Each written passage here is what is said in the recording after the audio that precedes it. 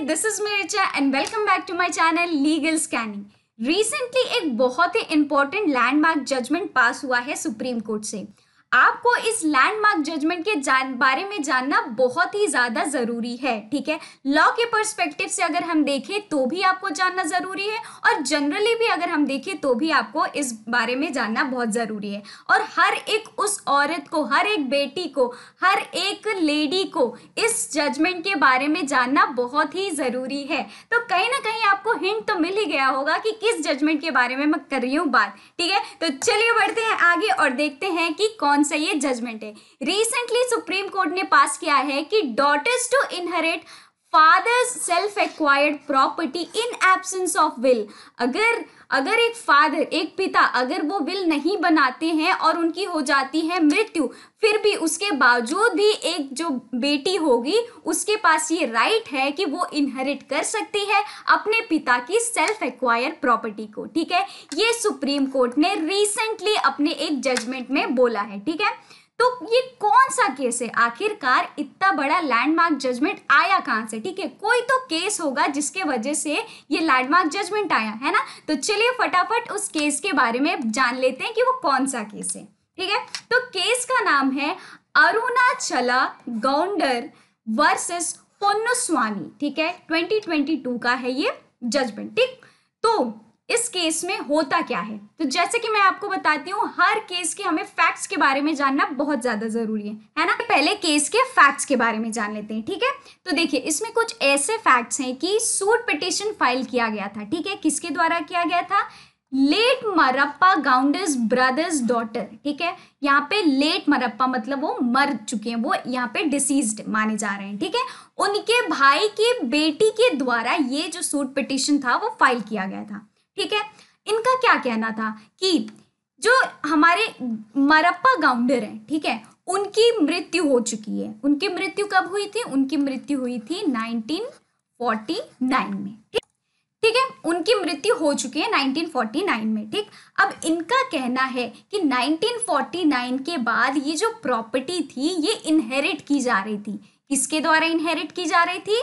तो ये कुप्पई अम्मल, ठीक है। कुप्पई अम्मल कौन है? ये जो मरप्पा गाउंडर है उनकी बेटी है, ठीक है।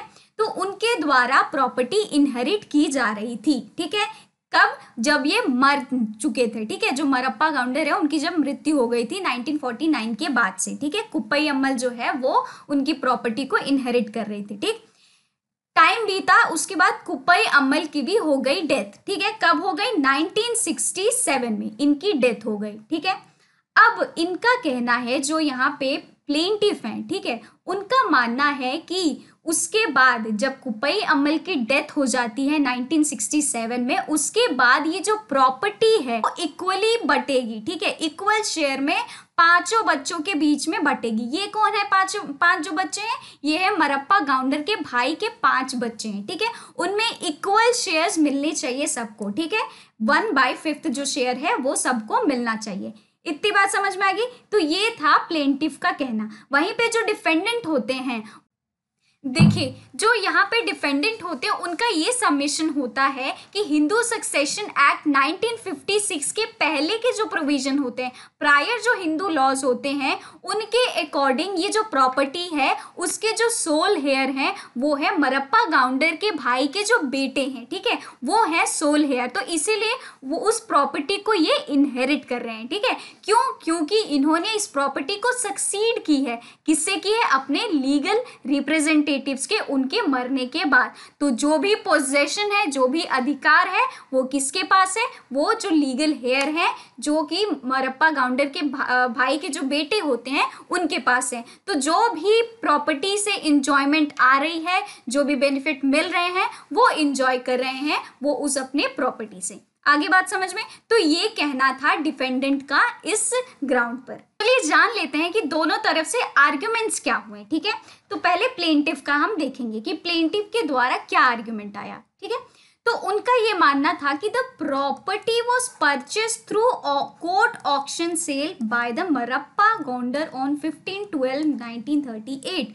तो वो जो प्रॉपर्टी उन्होंने खरीदी थी, ठीक है, वो सेल में खरीदी थी, ठीक है, कोर्ट के द्वारा ऑक्शन जो किया गया था, उन्होंने उस सेल में उस प्रॉपर्टी को खरीदी थी, ठीक है।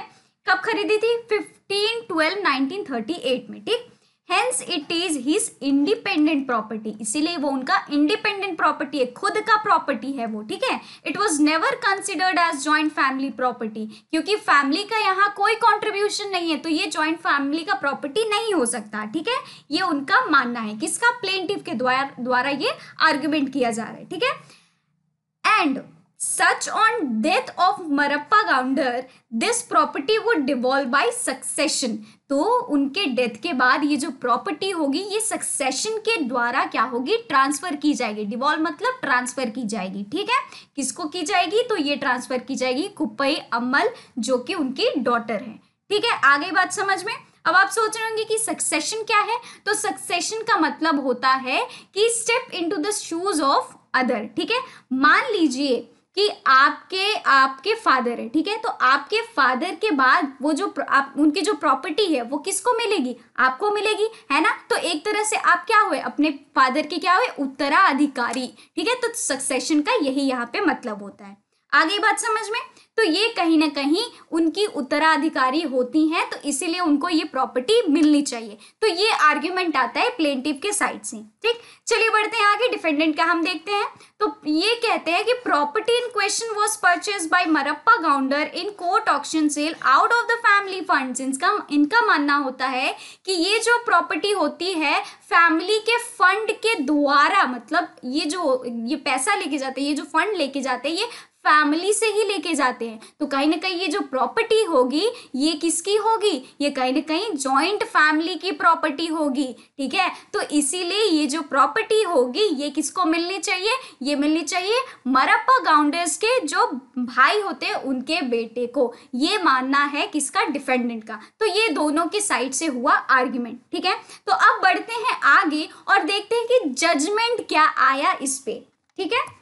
तो देखिए यहाँ पे आता है कंटेंशन कोर्ट का, ठीक है, क्योंकि ट्रायल कोर्ट ने और मद्रास हाई कोर्ट ने क्या कर दिया था? यहाँ पे उन्होंने ये ठहरा दिया था कि ये जो प्रॉपर्टी है ये दी जाएगी किसको? ये दी जाएगी जो सोल सर्वाइवर है, जो कि कौन है? जो कि मरप्पा गाउंडर के भाई के जो बेटे हैं उनको ये प्रॉपर्टी दी जाती है। तो इसीलिए कंटेंशन आता है यहाँ पे सुप्रीम कोर्ट का, और वो ये कहते हैं कि since the property in question was admittedly the self acquired property. Self acquired property मतलब वो उनकी खुद की प्रॉपर्टी थी, जिसे हम हिंदी में कहते हैं स्व अर्जित प्रॉपर्टी, ठीक है। उन्होंने खुद ही ली थी उस प्रॉपर्टी को, ऑफ फादर, उनके पिता की, despite the family being in state of jointness upon his death in intestate, ठीक है। His sole surviving daughter will inherit the same by inheritance। तो जो उनकी सोल सर्वाइवर है वो कौन है? उनकी बेटी हैं, तो इसीलिए वो इनहेरिट करेंगी इस प्रॉपर्टी को, ठीक है। And the property shall not devolve by survivorship, ठीक है। सर्वाइवरशिप का जो ये यहाँ पे हम टर्म देख रहे हैं उसके द्वारा प्रॉपर्टी जो है वो नहीं डिवॉल्व कराई दी जाएगी, मतलब नहीं ट्रांसफर कराई जाएगी, ठीक है। सर्वाइवरशिप मतलब जो कि सर्वाइव कर रहा है, ठीक है। सर्वाइव कौन कर रहा था? वो कहीं ना कहीं कर रहा था वो जो उनके भाई का बेटा होता है, ठीक है। तो सर्वाइवरशिप के द्वारा ये प्रॉपर्टी नहीं ट्रांसफर की जाएगी, बल्कि ये इनहेरिटेंस के द्वारा की जाएगी। वो जो उनकी बेटी हैं वो इनहेरिट करेंगी उनकी प्रॉपर्टी को, ठीक है। तो कोर्ट का डिसीजन क्या आया इस केस में, आइए जानते हैं। 2 जजेस की बेंच यहाँ पे बैठी थी, ठीक है। तो पहले कौन थे हमारे? पहले थे जस्टिस एस अब्दुल नजीर, ठीक है। ये हमारे पहले जज हैं, ठीक। दूसरे कौन होते हैं? तो चलिए दूसरे का जान लेते हैं हम। वो हैं हमारे कृष्णा मुरारी, ठीक है। तो ये दो जजेस की बेंच यहाँ पे बैठी थी, ठीक है। इन्होंने क्या डिसाइड किया, इन्होंने क्या जजमेंट सुनाया, तो इन्होंने कहा कि if a property of male Hindu dying intestate, मतलब अगर वो विल नहीं बनाते और उनकी डेथ हो जाती है, उनकी वसीयत नहीं बनी होती है और उनकी डेथ हो जाती है, ठीक है, is a self acquired property, और उनकी सेल्फ एक्वायर्ड प्रॉपर्टी होती और obtained in the partition of a coparcenary of और अ फैमिली प्रॉपर्टी, या फिर उनकी फैमिली प्रॉपर्टी होती है या कोपार्सनरी प्रॉपर्टी होती है, the same would devolve by inheritance and not by survivorship, और वो जो प्रॉपर्टी होगी वो इनहेरिटेंस के द्वारा ट्रांसफर की जाएगी, ना कि किसके द्वारा, सर्वाइवरशिप के द्वारा, ठीक है। And the daughter of such a male Hindu would be entitled to inherit such property, ठीक है, और जो बेटी होगी उस प्रॉपर्टी को इनहेरिट करने का उसके पास पूरा अधिकार होगा, ठीक है। Preference to the other collaterals, मतलब जैसे कि हो गए कौन, बेटे हो गए या फिर बेटियां हो गई, ठीक है, उनके भाई जो कि उन जो डिसीज हैं, ठीक है, जैसे इस केस में हमारे जो डिसीज थे उनके भाई के जो बेटे होंगे या बेटियां होंगी उनको नहीं मिलेगा, रैदर जो उनकी खुद की बेटी होगी, जो डिसीज की खुद की बेटी होगी उनको मिल जाएगा, ठीक है, इनहेरिटेंस के द्वारा, ना कि सर्वाइवरशिप के द्वारा, ठीक है। तो ये इस केस में कोर्ट ने हेल्ड किया। आगे बात समझ में, आई होप कि आपको ये जो केस है इसके फैक्ट्स, इसके आर्ग्यूमेंट्स, इसके जजमेंट आपको सब क्लियर हो गए होंगे और आपके पास कहीं ना कहीं नोट्स जो है वो भी क्रक्स में बन गए होंगे, ठीक है। तो हम अपनी अगली वीडियो में कुछ ऐसे ही इंटरेस्टिंग फैक्ट्स और ऐसे ही इंटरेस्टिंग जजमेंट के साथ, या फिर कोई भी ऐसा इंटरेस्टिंग टॉपिक होगा। अगर आपको वीडियो अच्छा लगा हो तो प्लीज़ लाइक करें, शेयर करें, कमेंट ज़रूर करें, क्योंकि आपका हर एक कमेंट मुझे मोटिवेट करता है to make more and more informative videos for you all, ठीक है। और शेयर ज़रूर करें क्योंकि ये बहुत ही इन्फॉर्मेटिव वीडियो है किसी भी इंसान के लिए, ठीक है। Till then, bye bye, take care and please do like, comment and subscribe my video. Thank you.